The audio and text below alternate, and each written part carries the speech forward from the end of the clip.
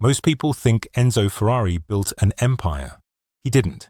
He built a racing team and accidentally created one of the most valuable brands on earth, then sold it before he could see what it was worth. When he passed away in 1988, Fiat owned 90% of Ferrari. Enzo's son Piero Ferrari retained 10%.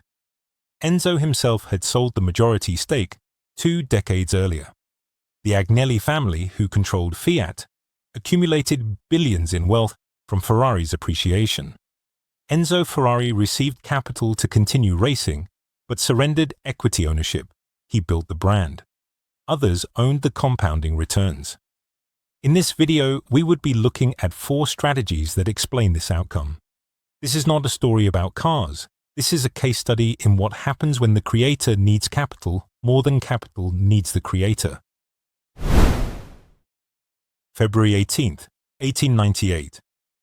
Modena, Italy. Enzo Anselmo Giuseppe Maria Ferrari is born. His father, Alfredo Ferrari, operates a metal fabrication workshop.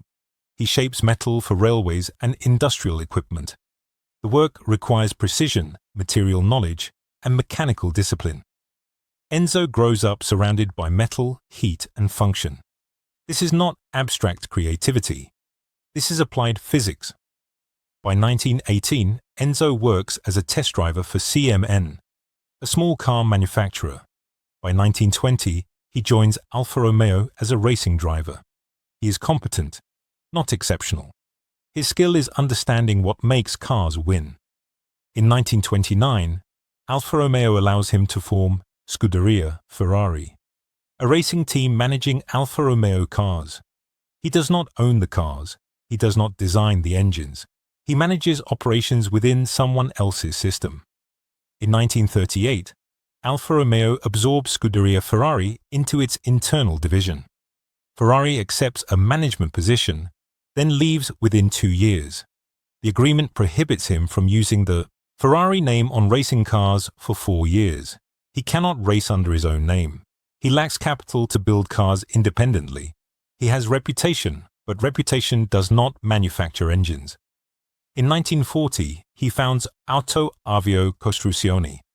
The name is deliberately generic. He cannot use Ferrari due to the non-compete clause. The company produces machine tools and aircraft components during World War II. This keeps the workshop operational and machinists employed. After the war, in 1947, Ferrari builds his first car under his own name, the 125S. It has a 1.5-litre V12 engine. It is designed for racing, not public sale. The car wins its first race at Piacenza circuit on May 25, 1947. Ferrari understood that luxury car buyers would not pay premium prices for an unknown brand, but they would pay for a brand that won races. Racing results were proof of engineering capability. The constraint was capital. Racing is expensive. Development requires continuous funding. Ferrari's solution: sell road cars to finance racing, but only after racing validated the brand. The trade-off was time. This approach required years of racing before generating revenue. Ferrari survived because he kept overhead minimal and accepted external financing when necessary. The consequence: Ferrari became known as a racing constructor first, car manufacturer second. This identity locked him into racing permanently. He could not stop without undermining brand legitimacy. By the 1950s, Ferrari produces small numbers of high-performance road cars, the 166, the 250, the Testarossa. Production volumes are measured in dozens, not thousands. Each car is expensive. Each sale finances racing operations. Ferrari has no interest in mass production or customer service. He wants their money to fund racing. This creates tension. Customers want reliability. Ferrari wants revenue. The relationship is transactional. Several owners, including Ferruccio Lamborghini, report frustrations. Lamborghini eventually starts his own car company because Ferrari refuses to address complaints. Ferrari's response is indifference. Road cars exist to fund racing. Customer satisfaction is secondary, but this strategy requires continuous racing success. If Ferrari stops winning, the justification for high prices disappears. Ferrari produces limited quantities because he cannot produce more. This is not deliberate scarcity strategy. It is capital constraint. Building high-performance cars requires expensive materials, skilled labor, and hand assembly. Ferrari lacks capital for large factories or automation. Over time, this constraint becomes advantageous. Limited production creates waiting lists. Waiting lists create perceived exclusivity. Exclusivity justifies higher prices. The trade-off is scale. Ferrari can never achieve mass-market volumes. Revenue is limited by the production capacity. A few bad racing seasons or production problems could cause insolvency. By the early 1960s, this vulnerability is critical. Ferrari races in Formula One, sports car championships, and endurance events. Costs are escalating. Competitors like Ford have corporate backing. Ferrari has limited car sales revenue. He needs capital. Ferrari's scarcity was not a marketing choice. It was financial limitation. He could not scale production without external capital. External capital required surrendering equity. This created a structural bind.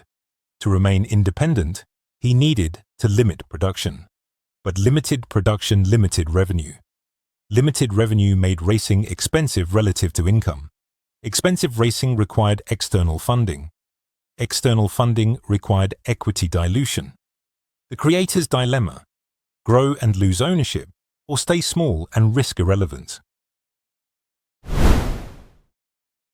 In 1963, Ferrari negotiates to sell the company to Ford. The deal is nearly complete. Ford would acquire Ferrari's road car and racing operations. Ferrari would retain a management role. Then Ferrari withdraws. According to historical accounts, Ford wanted control over racing decisions. Ferrari refused to cede this authority. The deal collapses.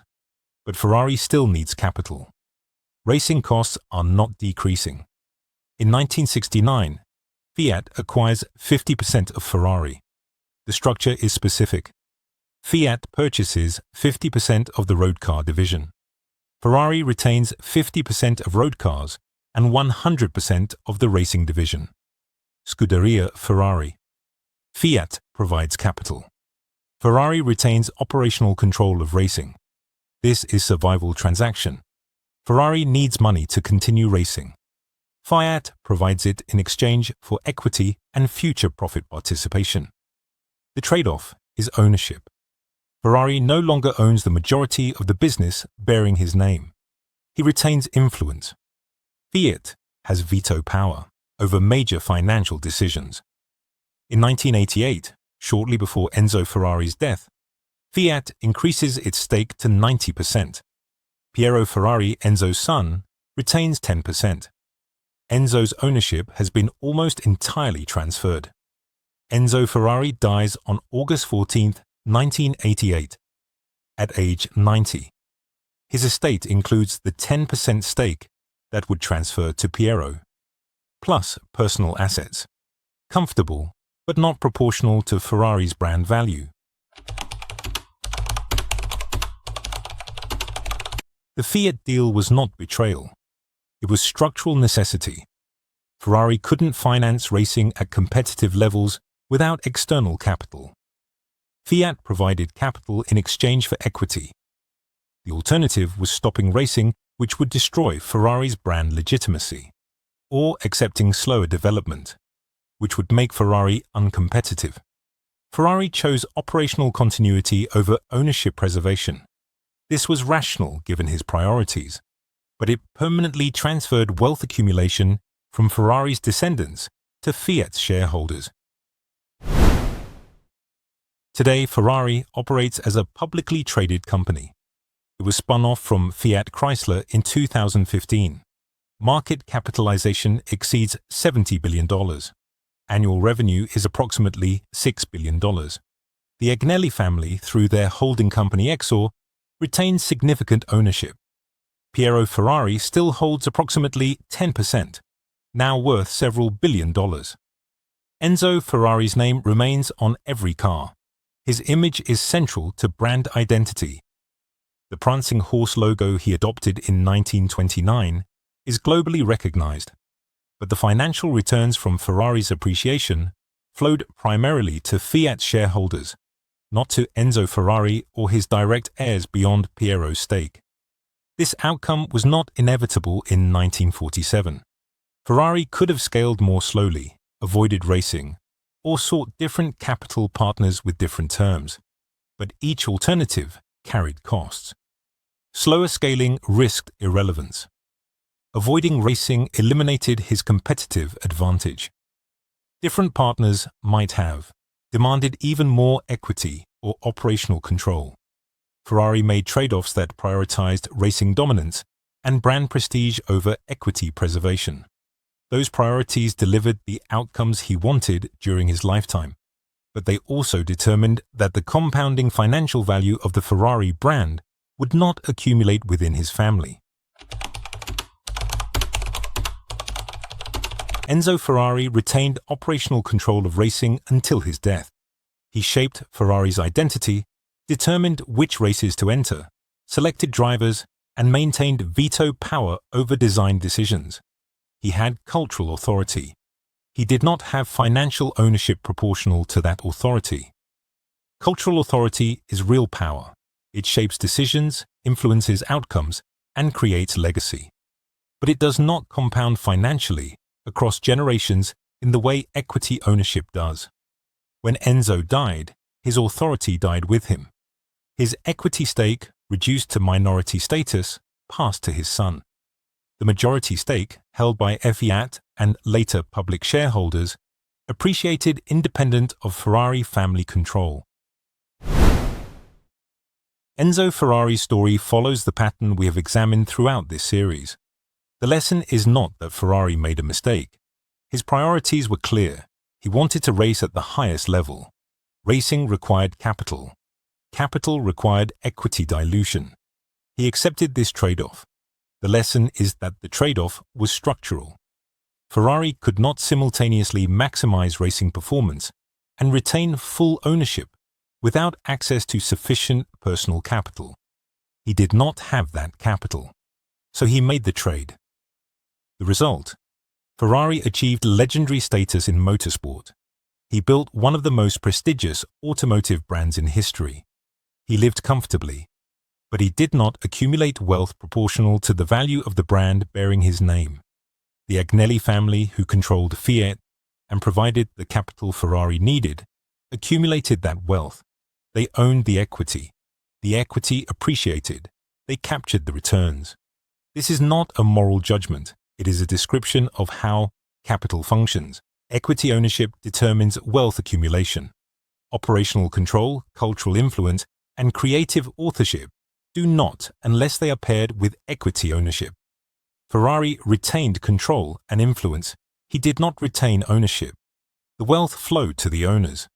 If you like stories about how real wealth gets built, subscribe.